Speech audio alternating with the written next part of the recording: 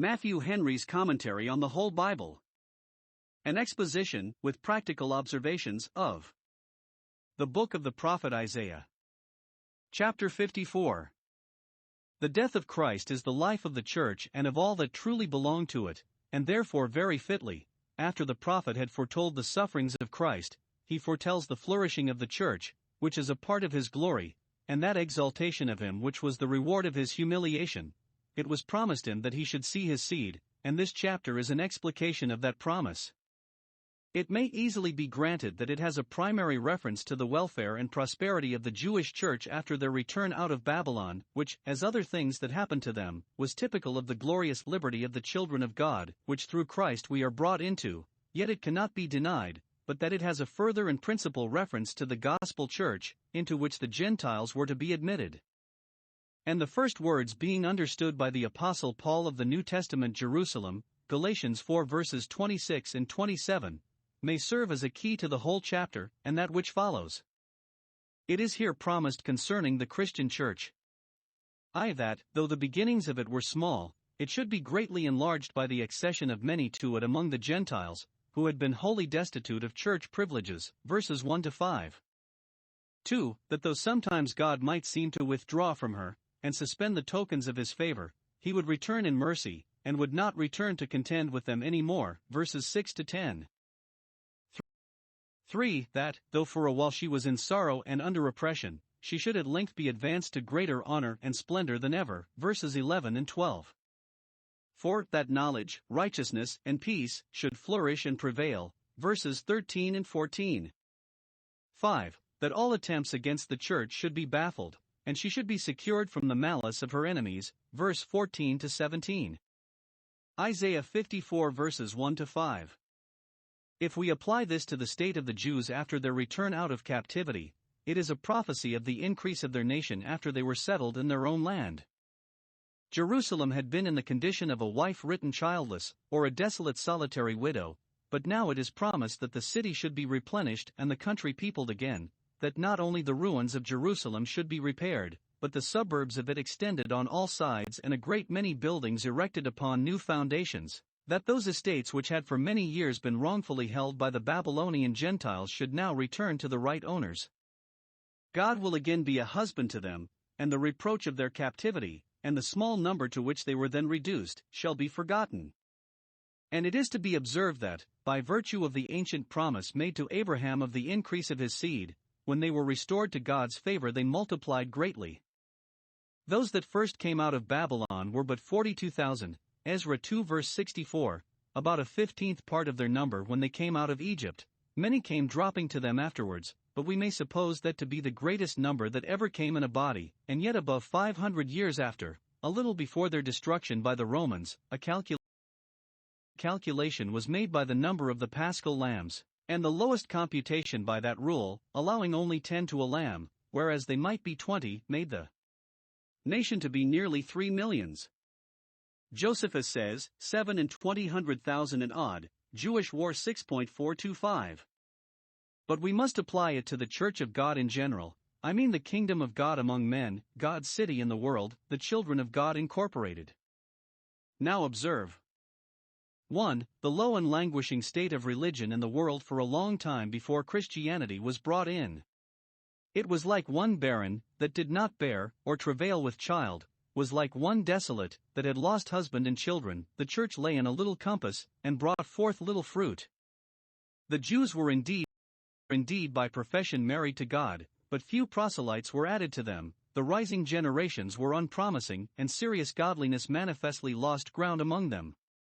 The Gentiles had less religion among them than the Jews, their proselytes were in a dispersion, and the children of God, like the children of a broken, reduced family, were scattered abroad. John 11 verse 52, did not appear nor make any figure. 2. Its recovery from this low condition by the preaching of the gospel, and the planting of the Christian church. 1. Multitudes were converted from idols to the living God. Those were the church's children that were born again, were partakers of a new and divine nature by the word. More were the children of the desolate than of the married wife. There were more good people found in the Gentile church, when that was set up, that had long been afar off, and without God in the world, than ever were found in the Jewish church. God's sealed ones out of the tribes of Israel are numbered, Revelation 7 verse 4, and they were but a remnant compared with the thousands of Israel, but those of other nations were so many, and crowded in so thickly, and lay so much scattered in all parts, that no man could number them. Verse 9. Sometimes more of the power of religion is found in those places and families that have made little show of it, and have enjoyed but little of the means of grace, than in others that have distinguished themselves by a flourishing profession, and then more are the children of the desolate, more the fruits of their righteousness, than those of the married wife, so the last shall be first. Now this is spoken of as matter of great rejoicing to the church, which is called upon to break forth into singing upon this account. The increase of the church is the joy of all its friends and strengthens their hands. The longer the church has lain desolate, the greater will the transports of joy be when it begins to recover the ground it has lost, and to gain more. Even in heaven, among the angels of God, there is an uncommon joy for a sinner that repents, much more for a nation that does so. If the barren fig tree at length bring forth fruit, it is well, it shall rejoice, and others with it. 2. The bounds of the church were extended much further than ever before, verses 2 and 3. 1. It is here supposed that the present state of the church is a tabernacle state. It dwells in tents, like the heirs of promise of old, Hebrews 11 verse 9, its dwelling is mean and movable, and of no strength against a storm. The city, the continuing city, is reserved for hereafter. A tent is soon taken down and shifted, so the candlestick of church privileges is soon removed out of its place, Revelation 2 verse 5, and, when God pleases, it is as soon fixed elsewhere. 2. Though it be a tabernacle state, it is sometimes very remarkably a growing state, and, if this family increase, no matter though it be in a tent. Thus it was in the first preaching of the gospel. It was the business of the apostles to disciple all nations, to stretch forth the curtains of the church's habitation, to preach the gospel where Christ had not yet been named, Romans 15 verse 20, to leaven with the gospel those towns and countries that had hitherto been strangers to it, and so to lengthen the cords of this tabernacle, that more might be enclosed, which would make it necessary to strengthen the stakes proportionably, that they might bear the weight of the enlarged curtains. The more numerous the church grows, the more cautious she must be to fortify herself against errors and corruptions, and to support her 7 pillars, Proverbs 9 verse 1. 3. It was a proof of divine power going along with the gospel that in all places it grew and prevailed mightily, Acts 19 verse 20. It broke forth, as the breaking forth of waters on the right hand and on the left, that is, on all hands. The gospel spread itself into all parts of the world. There were Eastern and Western churches.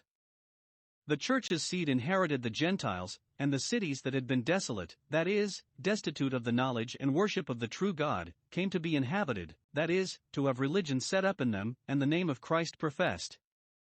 3. This was the comfort and honor of the church. Verse 4. Fear not, for thou shalt not be ashamed, as formerly, of the straightness of thy borders, and the fewness of thy children, which thy enemies upbraided thee with, but shalt forget the reproach of thy youth, because there shall be no more ground for that reproach. It was the reproach of the Christian religion, in its youth, that none of the rulers or princes of this world embraced it, and that it was entertained and professed by a despicable handful of men. But, after a while, nations were discipled, the empire became Christian, and then this reproach of its youth was forgotten. For, this was owing to the relation in which God stood to his church, as her husband. Verse 5. Thy Maker is thy husband. Believers are said to be married to Christ, that they may bring forth fruit unto God, Romans 7 verse 4, so the church is married to him, that she may bear and bring up a holy seed to God, that shall be accounted to him for a generation. Jesus Christ is the church's maker, by whom she is formed into a people, her Redeemer, by whom she is brought out of captivity, the bondage of sin, the worst of slaveries.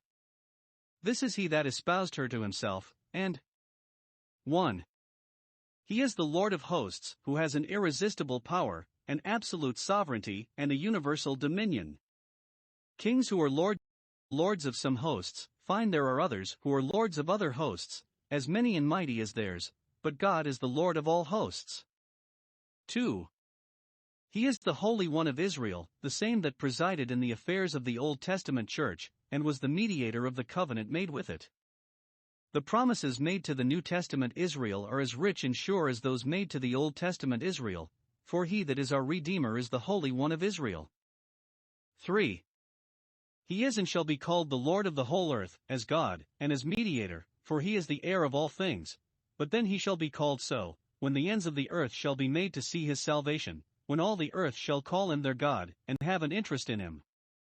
Long he had been called, in a peculiar manner, the God of Israel, but now, the partition wall between Jew and Gentile being taken down, he shall be called the God of the whole earth, even where he has been, as at Athens itself, an unknown God. Isaiah 54 verses 6-10. The seasonable succor and relief which God sent to his captives in Babylon, when they had a discharge from their bondage there, are here foretold, as a type and figure of all those consolations of God which are treasured up for the church in general and all believers in particular, in the covenant of grace. 1. Look back to former troubles, and in comparison with them God's favors to his people appear very comfortable, verses 6-8. Observe. 1. How sorrowful the church's condition had been. She had been as a woman forsaken, whose husband was dead, or had fallen out with her, though she was a wife of youth, upon which account she is grieved in spirit, takes it very ill, frets, and grows melancholy upon it, or she had been as one refused and rejected, and therefore full of discontent. Note, even those that are espoused to God may yet seem to be refused and forsaken, and may be grieved in spirit under the apprehensions of being so. Those that shall never be forsaken and left in despair may yet for a time be perplexed and in distress. The similitude is explained, verse 7-8. For a small moment have I forsaken thee. In a little wrath I hid my face from thee. When God continues his people long in trouble, he seems to forsake them, so their enemies construe it, Psalm 71 verse 11. So they themselves misinterpret it, chapter 49 verse 14. When they are comfortless under their troubles, because their prayers and expectations are not answered, God hides his face from them, as if he regarded them not nor designed them any kindness. God owns that he had done this, for he keeps an account of the afflictions of his people, and, though he never turned his face against them, as against the wicked, Psalm 34 verse 16, he remembers how often he turned his back upon them. This arose indeed from his displeasure. It was in wrath that he forsook them, and hid his face from them, chapter 57 verse 17.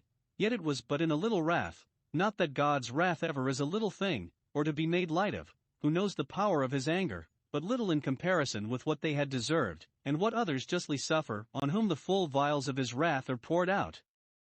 He did not stir up all his wrath. But God's people, though they be sensible of ever so small a degree of God's displeasure, cannot but be grieved in spirit because of it.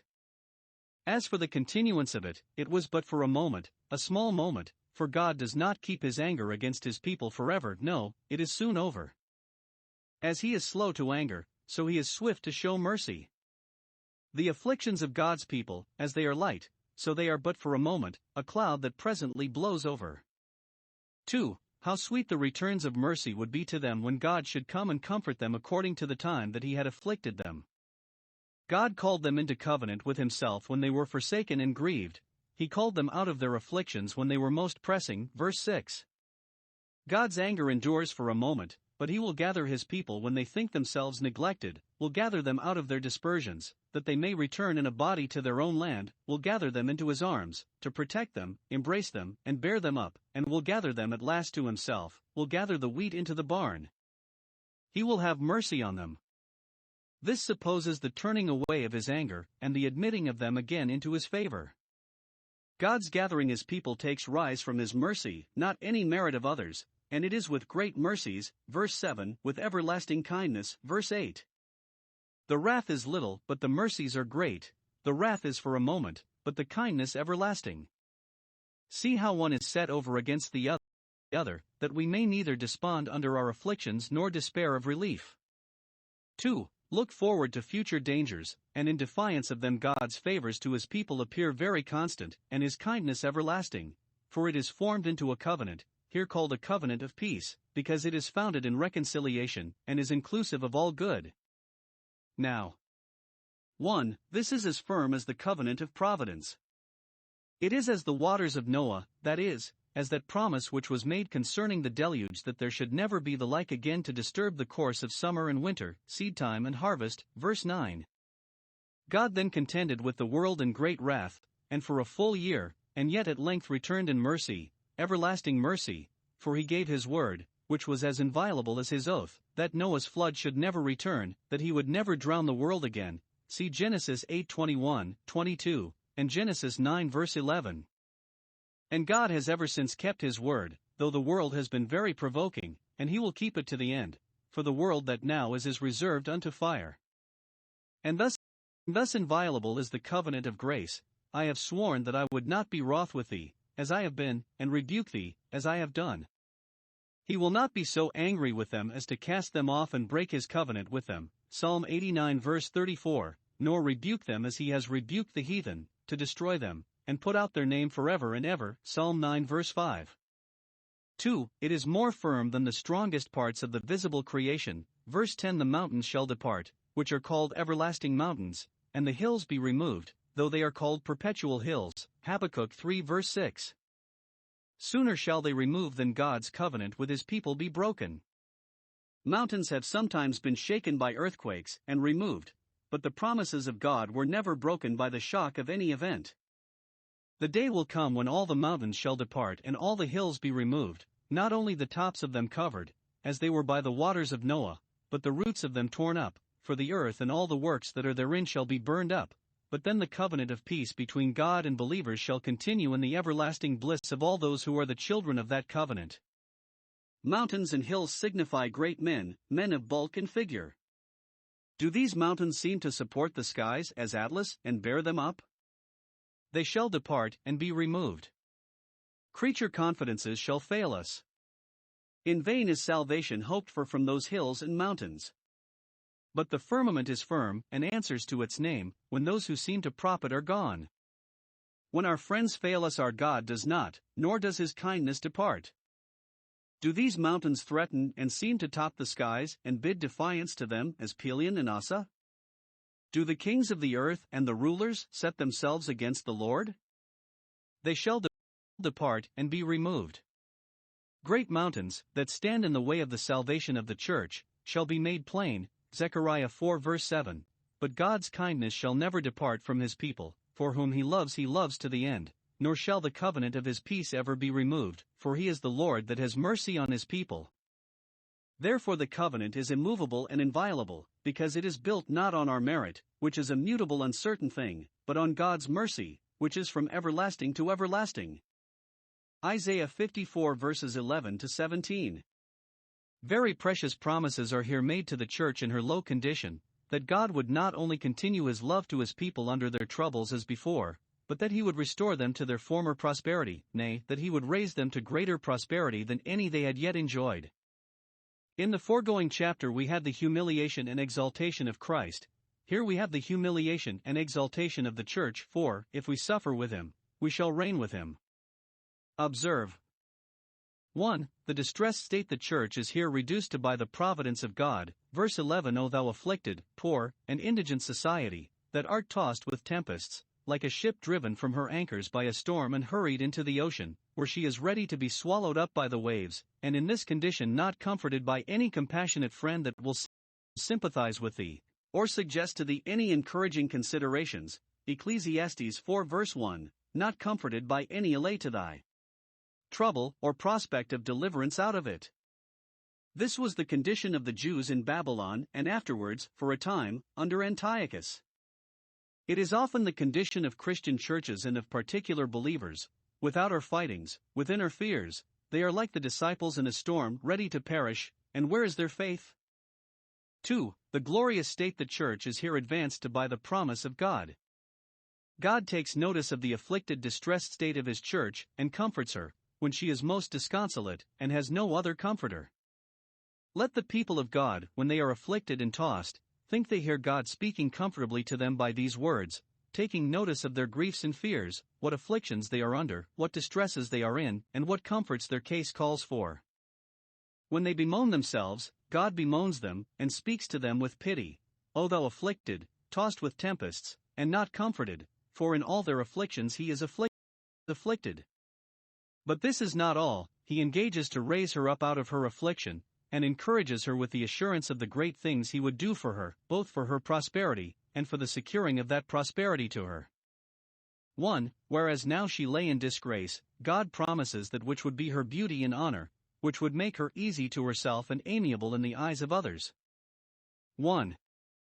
This is here promised by a similitude taken from a city, and it is an apt similitude, for the church is the city of the living God, the heavenly Jerusalem. Whereas now Jerusalem lay in ruins, a heap of rubbish, it shall be not only rebuilt, but beautified, and appear more splendid than ever. The stones shall be laid not only firm, but fine, laid with fair colors, they shall be glistering stones. 1 Chronicles 29 verse 2.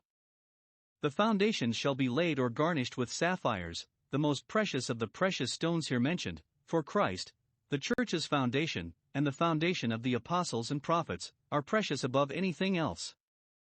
The windows of this house, city, or temple, shall be made of agates, the gates of carbuncles, and all the borders, the walls that enclose the courts, or the boundaries by which her limits are marked, the mere stones, shall be of pleasant stones. Verse 12. Never was this literally true, but it intimates 1. That, God having graciously undertaken to build his church, we may expect that to be done for it, that to be wrought in it, which is very great and uncommon. 2. That the glory of the New Testament church shall far exceed that of the Jewish church, not in external pomp and splendor, but in those gifts and graces of the Spirit which are infinitely more valuable, that wisdom which is more precious than rubies, Proverbs 3 verse 15, than the precious onyx and the sapphire, and which the topaz of Ethiopia cannot equal, Job 28 verses 16 and 19. 3.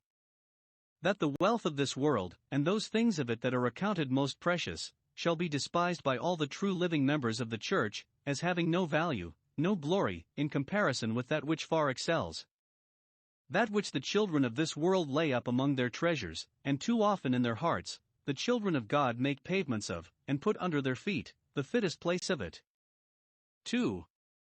It is here promised in the particular instances of those things that shall be the beauty and honor of the church, which are knowledge, holiness, and love, the very image of God, in which man was created, renewed, and restored.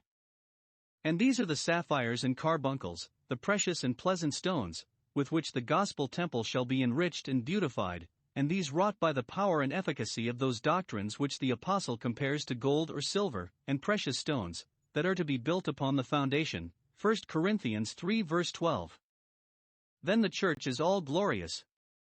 1. When it is full of the knowledge of God, and that is promised here, verse 13, all thy children shall be taught of the Lord.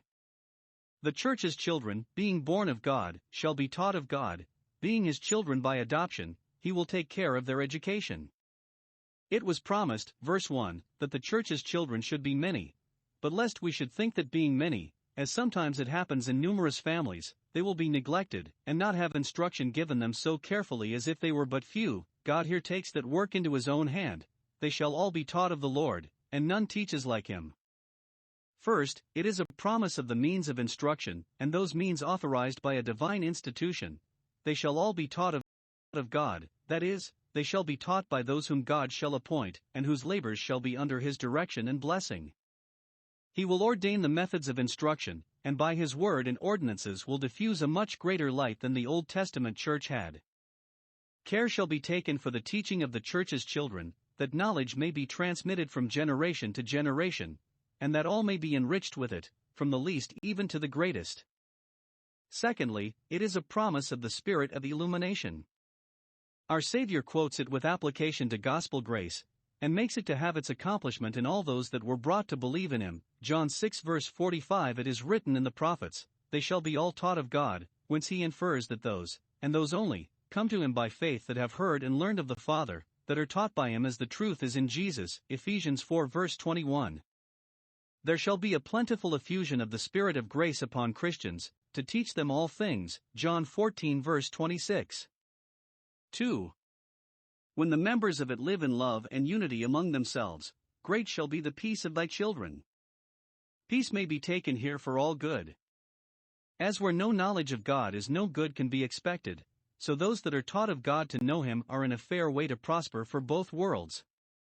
Great peace have those that know and love God's law, Psalm 119 verse 165. But it is often put for love and unity, and so we may take it.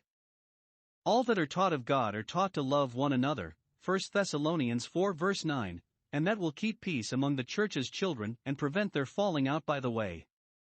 3. When holiness reigns, for that above anything is the beauty of the church, verse 14, in righteousness shalt thou be established. The reformation of manners, the restoration of purity, the due administration of public justice, and the prevailing of honesty and fair dealing among men, are the strength and stability of any church or state. The kingdom of God, set up by the gospel of Christ, is not meat and drink, but this righteousness and peace, holiness and love. 2. Whereas now she lay in danger, God promises that which would be her protection and security. 1. God engages here that though, in the day of her distress, without were fightings and within were fears, now she shall be safe from both. 1. There shall be no fears within, verse 14, thou shalt be far from oppression. Those that have oppressed thee shall be removed, those that would oppress thee shall be restrained, and therefore thou shalt not fear, but mayest look upon it as a thing at a great distance, that thou art now in no danger of. Thou shalt be far from terror, not only from evil, but from the fear of evil, for it shall not come near thee so as to do thee any hurt, or to put thee in any fright. Note, those are far from terror that are far from oppression, for it is as great a terror as can fall on a people to have the rod of government turned into the serpent of oppression, because against this there is no fence, nor is there any flight from it. 2. There shall be no fightings without. Though attempts should be made upon them to insult them, to invade their country, or besiege their towns, they should all be in vain, and none of them succeed, verse 15. It is granted, they shall surely gather together against thee, thou must expect it. The confederate force of hell and earth will be renewing their assaults. As long as there is a devil in hell, and a persecutor out of it, God's people must expect frequent alarms, but first, God will not own them, will not give them either commission or countenance. They gather together, hand joins in hand, but it is not by me. God gave them no such order as he did to Sennacherib, to take the spoil, and to take the prey, chapter 10 verse 6. And therefore, secondly, their attempt will end in their own ruin. Whosoever shall gather together against thee, be they ever so many and ever so mighty, they shall not only be baffled, but they shall fall for thy sake, or they shall fall before thee, which shall be the just punishment of their enmity to thee. God will make them to fall for the sake of the love he bears to his church and the care he has of it, in answer to the prayers made by his people, and in pursuance of the promises made to them. They shall fall, that thou mayest stand, Psalm 27 verse 2. 2. That we may with the greatest assurance depend upon God for the safety of his church, we have here 1. The power of God over the church's enemies asserted, verse 16. The truth is they have no power, but what is given them from above, and he that gave them their power can limit and restrain them. Hitherto they shall go, and no further. First, they cannot carry on their design without arms and weapons of war, and the smith that makes those weapons is God's creature, and he gave him his skill to work in iron and brass, Exodus 31 verses 3 and 4, and particularly to make proper instruments for warlike purposes. It is melancholy to think, as if men did not die fast enough of themselves, how ingenious and industrious they are to make instruments of death, and to find out ways and means to kill one another. The smith blows the coals in the fire, to make his iron malleable, to soften it first, that it may be hardened into steel, and so he may bring forth an instrument proper for the work of those that seek to destroy. It is the Iron Age that is the age of war. But God has created the smith, and therefore can tie his hands, so that the project of the enemy shall miscarry, as many a project has done, for want of arms and ammunition. Or the smith that forges the weapons is perhaps put here for the council of war that forms the design, blows the coals of contention, and brings forth the plan of the war. These can do no more than God will let them. Secondly, they cannot carry it on without men, they must have soldiers, and it is God that created the waster to destroy. Military men value themselves upon their great offices and splendid titles, and even the common soldiers call themselves gentlemen, but God calls them wasters made to destroy, for wasting and destruction are their business.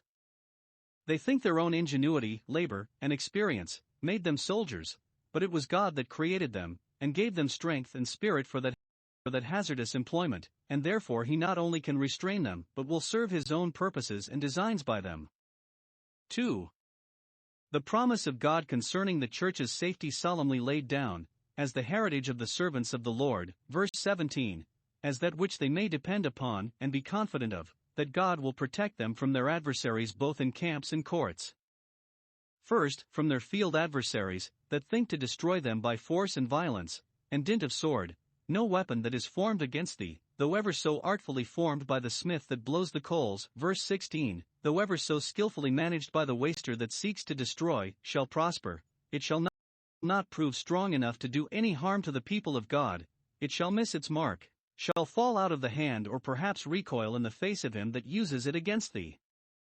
It is the happiness of the church that no weapons formed against it shall prosper long, and therefore the folly of its enemies will at length be made manifest to all, for they are but preparing instruments of ruin for themselves.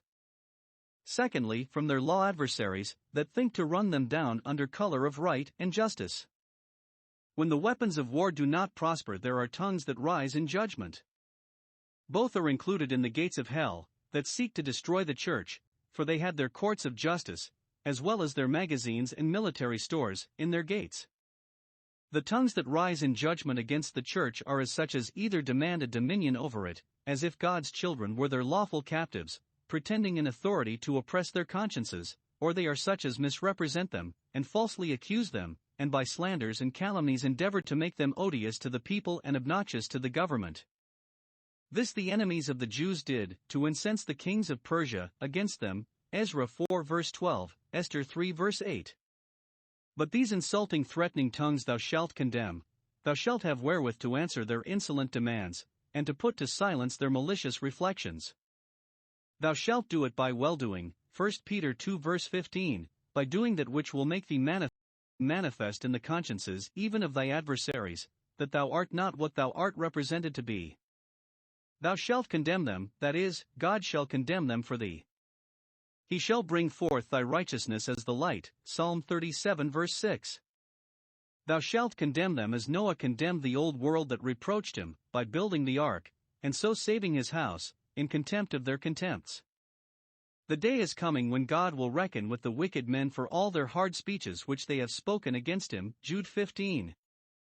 The last words refer not only to this promise, but to all that go before. This is the heritage of the servants of the Lord.